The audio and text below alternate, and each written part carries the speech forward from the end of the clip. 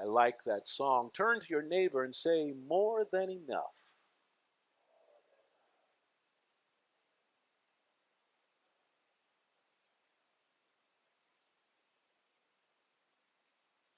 Our economic system is founded on an assumption that is anything other than more than enough. Our economic system is founded on the assumption that there is never enough of anything to satisfy the unlimited wants that people have. So just about everything in life is about allocating limited resources to satisfy basic needs. Limited resources to satisfy all of the possible things that one may desire. And while this makes sense theoretically, this rather simple concept, and I'm an economics major and it was simple that first semester. This rather simple concept has been distorted in the Western world such that we have trouble satisfying the basic needs of humans. We have trouble satisfying the basic needs of food, health, and shelter. But it's interesting because we are rather efficient at making sure that the most fortunate among us get what they most desire, which again is anything other than basic. You see, we always manage to find the resources to subsidize the needs of multinational corporations, or to purchase ever more destructive weapons systems for our military, or to protect the financial interests of bankers and investors and Wall Street. And yet, in the face of scarcity that has to do with life and death, our political leaders cannot manage to bring relief to the citizens of Flint, Michigan, who need clean water. See, I just preached. They can't manage to deliver clean water to people who need water to live. Our leaders cannot manage to make practical adjustments to our healthcare system so that we can provide healthcare for millions of Americans. Our leaders simply cannot do something as simple as writing in a dollar figure to provide money to doctors and scientists to seek a vaccine for a virus that has the potential to disfigure unborn babies in their mother's womb. We don't know how to do that.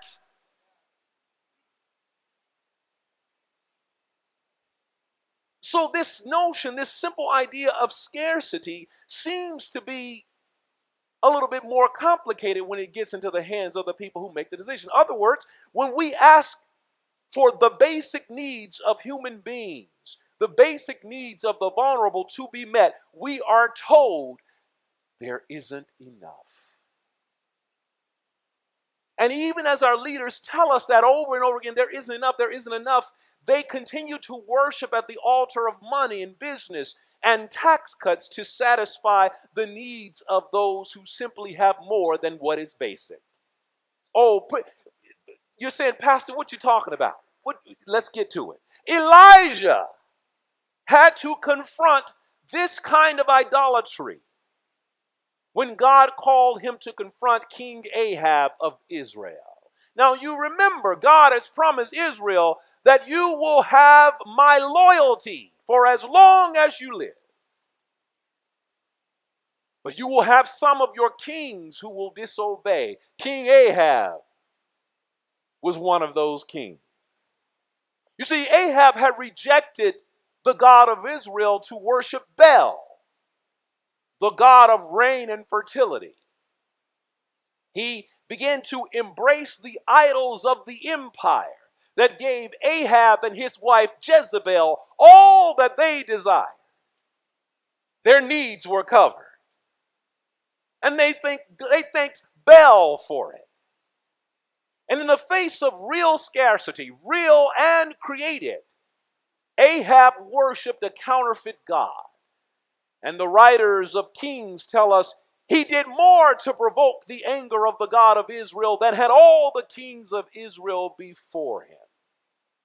But God will show Ahab and Elijah and the people that only God is the source of abundance in the midst of scarcity. So God's revelation comes through Elijah. Now, we don't even know who Elijah is. Prior to this moment, we have not heard of or from a character named Elijah. And that made one commentator say, Elijah is an interruption. God is rude. He's going to mess up Ahab's system. So Elijah is an interruption by a God who's going to show Ahab that the pretend gods cannot satisfy. That your economy and your military will not bring you the abundance you think you deserve. So the word came to Elijah that a drought is coming. Real scarcity is about to descend upon the land. And there is nothing that this counterfeit god Bel can do to relieve it. And the drought will last until God says otherwise. So go where God will send you. And Elijah goes. And the drought was so bad that the only source of sustenance, even for God's prophet, was a brook, a little riverbed that depends on rain to fill it. Sometimes it's full, sometimes it has nothing in it. But this is how God is going to give Elijah water. And then Elijah would have to depend on a raven, a crow, an ugly, nasty bird, an unclean creature. We're told that a bill is so sharp that it can cut through the carcass of dead animals. But this is how God would feed Elijah. So the brook will provide Elijah with water, and this nasty bird will provide him bread and meat in the morning and the evening. Do we see what's going on here? That even in the wilderness, God is going to provide. God is going to use an unreliable water source and an ugly, nasty bird to feed the prophet. Look at abundance. But true to God's word, the scarcity does not end. The drought does not end. So God sends Elijah further into enemy territory. Go to Zarephath. This is where they worship Baal all day long. They don't even know God here, but that's where you're going. Go there and a widow will feed you. Boy, I think Elijah's probably saying by now, God, a raven and now a widow?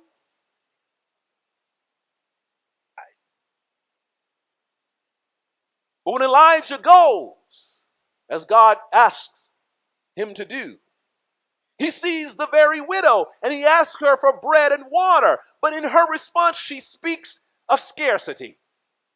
She has learned the lesson of empire. She has learned the lesson of scarcity. Her counterfeit God, the counterfeit God that Ahab and the empire worship, cannot and would not respond to her needs. So she informs Elijah that she has only enough flour and oil to make one last meal for herself and her son. And then guess what? We're going to die because it's over. It's over. I don't have enough for you. I'm going to do one last thing. I'm going to make it one last meal, and we're just going to give up because there is no life in Bel. There is no abundance left. The earth will not give her bounty to us. But Elijah has already seen God in action. Elijah had already survived. So Elijah says, do not be afraid. Now let me stop you right there, because when you hear do not be afraid, this is it. Don't assume that that's what. When you hear do not be afraid, that is our tip off that God is about to show out.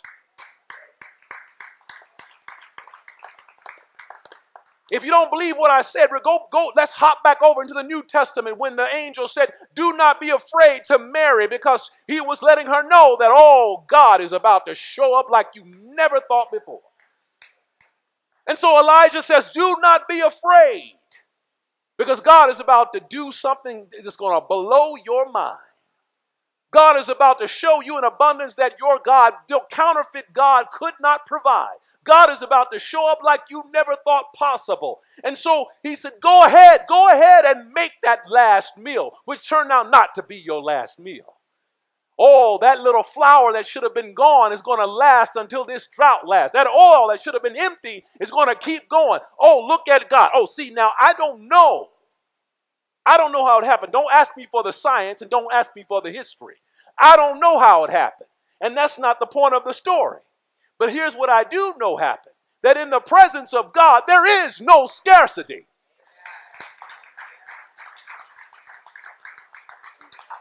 I don't know how it happened, but I know that God made a way out of no way because we're still talking about Elijah. And he lived to tell again another story to Jezebel. I don't know how it happened, but I know that no idol and no empty worship supplied that widow's needs. But it was the arrival of God's prophet who said, do not be afraid, that her need became met.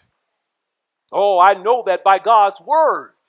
People, places, and things not known for their reliability or their abundance would become the source of God's provision in the midst of scarcity. A nasty, greedy bird, a seasonal riverbed that...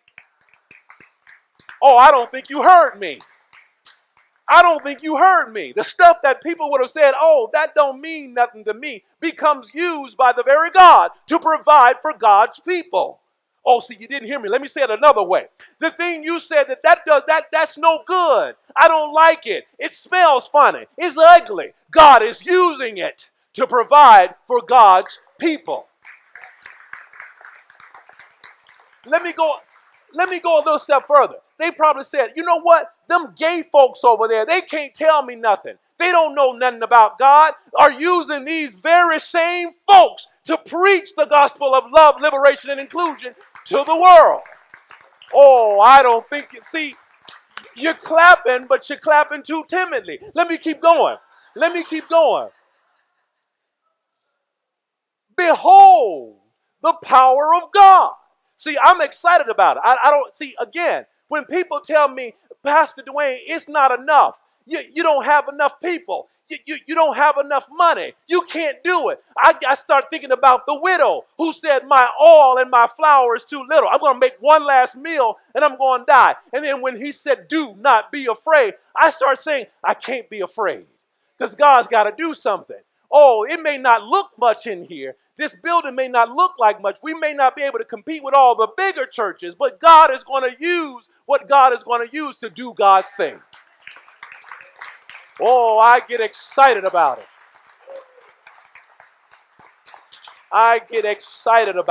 You're going to have to excuse me because I get too excited about it. Behold the power of God. You see, we often fail to see the power of God because our vision, our imagination has been distorted by what the empire tells us are the most important things.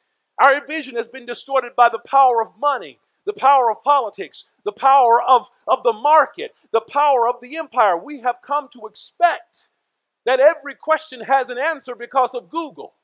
And if it's not there, then there isn't one.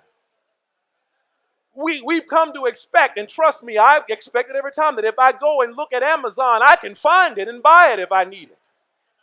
We've come to expect that if I just tap on Facebook or Grindr or Tinder, I can get the friendship and the intimacies that I want. We have come to believe that everything that we need is there. Most basic needs can be taken for granted. We just figure if we flip the switch, the light will come on. If I turn the faucet on, the water will come through. Food will appear because it's there. But here's the thing. When we feel that moment of scarcity, when the wilderness comes, far too often we think like the widow. Oh, it's over for me. Amazon didn't have the answer. Google didn't let me find out where it was. And that date from Grindr just didn't work out. And then we get discouraged. And we say, oh, I don't know. I'm sad, or I don't know if there's an answer. I don't know if there's a future, that this is the end. But I'm here to tell you that God can and will work through whomever and whatever to provide for God's people, because God is loyal that way. Because God has not forsaken us. God will not forsake us. Behold the power of God. Whatever we truly need, God has it for us. Oh, I know the witness of Elijah and the widow is that by the power of God, abundance can be realized, that all kinds of scarcity. Oh, see, people say, Pastor, but there is real scarcity. There are times when things aren't there. Yeah, that's right.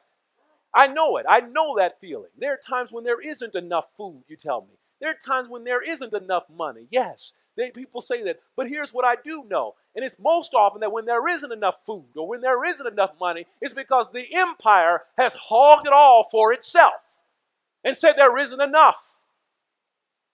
Oh, the Reverend Joyce Holliday tells the story about that. He talks about the kids who came to a student orientation. And there was this big table full of food, just an abundance of food. And one student piled his plate up with all the food that he could get. And he told the kid sitting next to him, when he couldn't eat it all, I guess my eyes were bigger than my stomach. And the student, who happened to be from the African nation of Namibia, was confused. And he looked at him and didn't quite understand what he meant. And so the student said, don't you have a word for when you take more than you can eat? And the student said, oh, yes, we do. It's called stealing. And that's what the empire does. The reason we can provide for the multinational corporation, the reason we can build a pipeline instead of a water line for the people of Flint, the reason we can always afford the weapon systems that we want is because the empire is stealing from us the abundance that God provides, the abundance that comes from the earth, the abundance that comes from the ingenuity of people who make life-saving drugs, the abundance that comes from all the ways that people can serve the needs of the most vulnerable. The empire is taking it and telling us that there isn't enough to satisfy the basic human needs of life. But we, the people of God, the people who have faith, believe in the witness and testimony of Elijah, that there is enough, that scarcity in the hands of the empire is a myth, because the abundance that God provides is real, that God knows what we need. God told Moses, I hear, I see, and I see the suffering of the people. I know it's happening. And so don't ever believe that the scarcity that we do encounter, that God doesn't know about it. Don't ever believe that somehow that this is the way life ought to be because they told us that way. No, we serve of a God of abundance. And we the people, should live in that abundance. We should live it in our own lives, and we should bear witness to the powers that be that you're lying to us. There is enough. And we're going to serve every widow. We're going to serve every child. We're going to serve God's people because God is loyal to us and we believe in that abundance. Do not be afraid. Do not be afraid, because that means that God is about to do something big, powerful, and impossible. Amen.